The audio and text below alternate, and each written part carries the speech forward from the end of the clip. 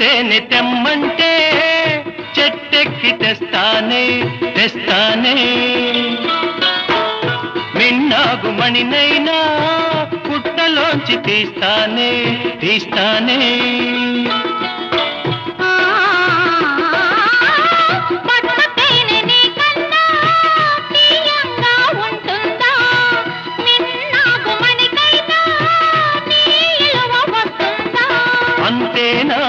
అంతేనా